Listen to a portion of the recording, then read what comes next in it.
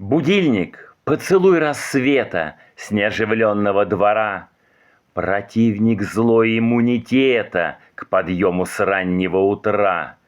Приверженец рабочих будней и нелюбитель выходных. Лишь глыбе времени подсудный, маэстро звуков ледяных. Адепт внезапных пробуждений и сталкер сумрачного дня. Катализатор побуждений. Громкоголосая фигня.